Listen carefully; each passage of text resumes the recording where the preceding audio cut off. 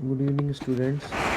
तो कल last class में हमने बात करी hard soft acid base principle के बारे में।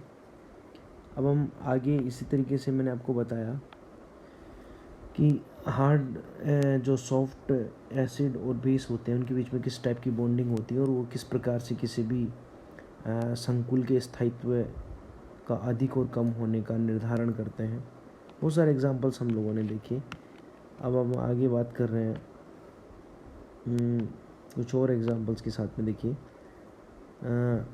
ये देख सकते हैं कि पियर्सन के अनुसार समान नेचर किसी कॉम्प्लेक्स में होने पर वह स्टेबल होता है, समान होने पर अनस्टेबल। जैसे कि हमने आपको बताया कि जैसे HgO में Hg+2 अम्ल सॉफ्ट एसिड है, वह O-2 हार्ड बेस है। देखिए, Hg+2 क्या है? Soft acid. क्या है? Soft acid. और O-2 क्या है? Hard base. तो सॉफ्ट और हार्ड के बीच में जो कॉम्बिनेशन है वो सही नहीं बनेगा, इसलिए क्या होता है? वीक होता है। जबकि HCl में क्या है? H और Cl। यहाँ पे H भी हार्ड एसिड है और Cl भी क्या है? Cl सॉफ्ट बेस है, क्योंकि साइज बड़ा हो गया ना।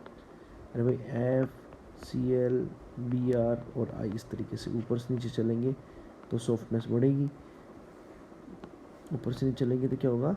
सॉफ्टनेस बढ़ेगी। इसलिए अगर फ्लोरीन होता, क्या होता? फ्लोराइड होता या फ्लोरीन होता तो मैं ये कह सकता था कि भाई ये जो है हार्ड होता है, लेकिन Cl क्या होगा? सॉफ्ट होगा। तो यहाँ पे भी वो दोनों असमान नेचर होने के कारण ये कॉम्प्लेक्स क्या होते हैं? अनस्टेबल होते हैं। इसलिए HgO व HCl आपस में विलय होते हैं। क्यों? क्योंकि ये भी एक अनस्टेबल कॉम्प्लेक्स है और ये भी क्या, एक अनस्टेबल कॉम्प्लेक्स है। जबकि HGS में क्या है? Hg भी सॉफ्ट है और S भी क्या है? सॉफ्ट है। अतः Hg और जो Hg और S दोनों सॉफ्ट होने के बीच में, इनके बीच में स्ट्रॉन्ग बॉन्डिंग होगी और स्ट्रॉन्ग बॉन्डिंग होने की वजह से क्या है कि यहाँ पे ये स्टेबल होगा। इसलिए जो HCl है, अब देखो मैंने बताया ना, HCl जो है वो वीक संकुल होगा, जबकि HGS जो है वो क्या होगा? उसके बीच में एक स्थायी बॉन्ड होने की वजह से ये क्या होगा? स्थायी होगा। इसलिए ये किसी प्रकार केमिकल रिएक्शन नहीं कह सकते। इसलिए HGS और HCl आपस में विलय नहीं होंगे, क्योंकि दोनों की प्रकृतियाँ क्या होंगी? असमान होंगी। इसके अलावा इनका यूज जो अपन इसमें कर सकते हैं प्रकृति में पाए जाने वाले खनिजों के निर्धारण में, कि क्या प्रकृति में CaCO3 और जो है HgO पाए जाते हैं, लेकिन COAg के सल्फाइड रूप क्यों पाए जाते हैं? कारण क्या है?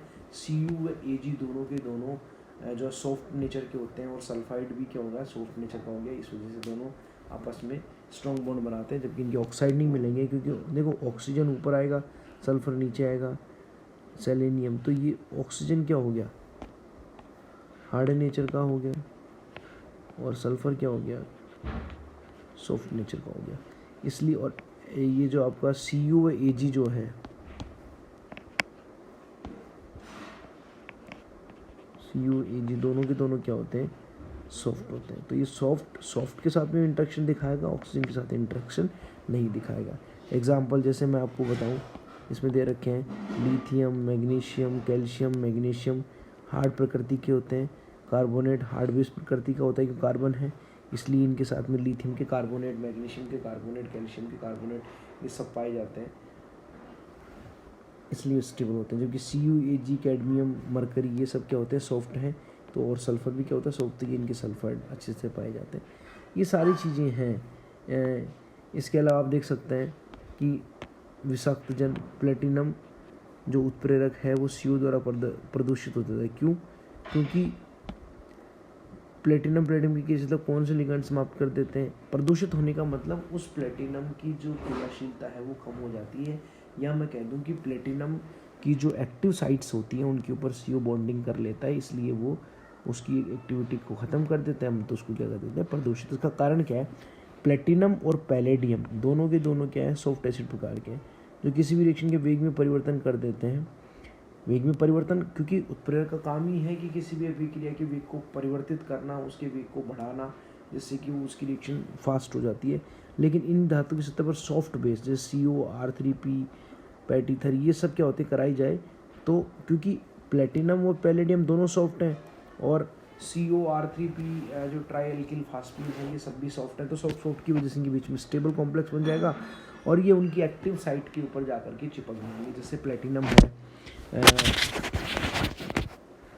जैसे ये प्लेटिनम की साइट है और इसके ऊपर आकर के जैसे CO जुड़ गया, R3P जुड़ गया, इस तरीके से ये से। तो इनकी एक्टिव साइट्स के ऊपर आकर के जुड़ जाने की वजह से इनकी एक्टिव साइट क्या हो जाएंगी, ख़त्म हो जाएंगी। तो ये अब उन रिएक्शन के लिए अवेलेबल नहीं हो पाएगा ना जिनके लिए इसको उत्प्रेरक का काम करना है, इसलिए प्रदूषित हो जाता है। इसी के अलावा अपन के उभयदंतुक लिगेंडों के उपसंयोजन का अनुमान, इसका मतलब क्या है कि जैसे मान लीजिए कि कोई भी मेटल है, अब अगर ये मेटल हार्ड साइड है, कौन सी हार्ड साइड है, ये हार्ड एसिड है, तो अब जो लिगेंड होगा, अब लिगेंड अगर उभयदंतु का मतलब उसके ऊपर 2 डोनर साइट्स हैं और एक साइट ऐसी, जैसे मैं कहूँ कि कोई भी लिगेंड A और B से मिलके बना हुआ है, ये उसकी हार्ड साइड है और ये उसकी कौन सी साइड है, सॉफ्ट। तो इससे हम अनुमान लगा सकते हैं कि मेटल कौन सी साइड से जुड़ेगा। जैसे कि आप सब लोगों को पता है कि मेटल हार्ड होने की वजह से लिगेंड भी हार्ड साइड से जुड़ेगा, इसलिए मेटल और A के बीच में कौन सा, ये इनके बीच में इधर से जुड़ेगा, इधर से नहीं जुड़ेगा। क्यों? क्योंकि हार्ड इंटरेक्शंस आर स्ट्रॉन्गर या और dominant over hard soft interactions. तो ये ऐसी ये जो है इस तरीके से हम इसका अनुमान लगा सकते हैं। एग्जाम्पल आपके सामने है, देख सकते हैं, सारे आपको बता रखे हैं इस तरीके से। वही जैसे NCS है, पैलेडियम है, यहाँ पे देख लीजिए आप, ये पैलेडियम सॉफ्ट होता है। अब NCS, तो इसमें आपको होता है नाइट्रोजन, कार्बन और सल्फर, तो इसमें 2 डोनर साइट है, नाइट्रोजन, ये तो दोनों साइड ये है और एक ये है। अब आपको पता है कि ये हार्ड साइड है और ये कौन सी साइड है, सॉफ्ट साइड है। और पैलेडियम कौन सा होता है, सॉफ्ट होता है, पता ही आपको। तो ये किससे इंटरेक्शन ज़्यादा शो करेगा, ये इंटरेक्शन ज़्यादा शो करेगा इससे। क्यों? क्योंकि ये भी सॉफ्ट है और ये भी सॉफ्ट है, इसलिए इधर से बॉन्ड बनेगा स्ट्रॉन्ग बनेगा, उधर नाइट्रोजन से बॉन्ड बनाएगा तो वो वीक बनेगा। इस तरीके से हम डिसाइड कर सकते हैं। इसके अलावा देखिए कि इसकी कमियां क्या है, ये आपका hard soft acid base principle था, इसकी कमियां क्या है, जो है वो कमियां क्या है कि ये सिद्धांत अनुसार की सामर्थ्य का मात्रात्मक पैमाना प्रदान नहीं करता। मात्रात्मक का मतलब ये होता है कि भाई चलो ठीक है, कोई भी रिएक्शन होगी तो वो कम होगी या ज़्यादा होगी, लेकिन कितनी मात्रा में होगी, इसकी एग्जैक्ट यील्ड कितनी होगी, इसके बारे में हमें नहीं बताता। इस सिद्धांत के आधार पर कि या मैं ये कह दूँ कि कोई भी हार्ड जो है वो किसी सॉफ्ट बेस के साथ में हार्ड एसिड कितना रिएक्शन कर पाएगा और कितना नहीं करेगा, एक केवल एक आकलन है कि भाई हार्ड जो साइड्स होंगे उनके बीच में स्ट्रॉन्ग बॉन्ड बनेगा, जबकि हार्ड वीक के बीच में वीक बॉन्ड बनेगा। इस सिद्धांत के आधार पर किसी रिएक्शन की व्याख्या के लिए यौगिक को पहले एसिड और बेस में देखना पड़ेगा कि इसमें से एसिडिक साइड कौन सी और बेस, क्योंकि केवल ये एक ही बात को ध्यान रखता है कि एसिड और बेस के बीच में इंटरेक्शन होगा।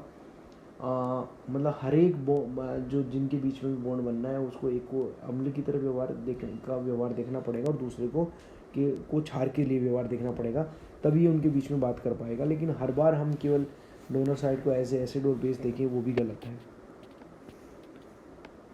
इसके अलावा अपन कह सकते हैं कि जैसे एक एग्जांपल आपके सामने कि CH3 एक सॉफ्ट एसिड है, H एक सॉफ्ट बेस होता है, इन दोनों से मिलकर बना कंपाउंड मोर स्टेबल होना चाहिए क्योंकि दोनों के दोनों क्या है, सॉफ्ट एसिड और बेस है।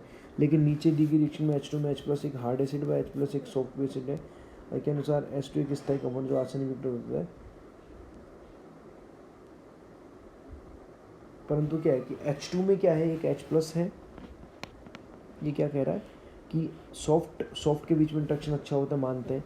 तो लेकिन नीचे दी गई रिएक्शन में क्या है, H2 में H+ बनता है एक, तो जो एक हार्ड एसिड है, बिल्कुल ठीक है, हार्ड एसिड है टेबल में, और एक H- है जो क्या है, सॉफ्ट बेस है।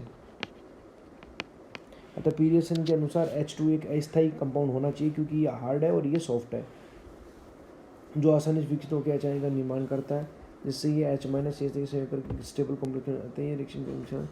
लेकिन ये रिएक्शन संपन्न नहीं होती। क्यों? क्योंकि CH3- कभी भी H2 के साथ रिएक्शन करके इस प्रकार से मीथेन का निर्माण नहीं करता, जबकि पियर्सन की माने तो इसको CH4 बना लेना चाहिए था। इसका मतलब इसमें कुछ कमियां हैं। ये सारी चीज़ें अपने को इसमें देखनी थी। अब आगे हम नेक्स्ट टॉपिक में बात करेंगे अपन सहजीविता के बारे में।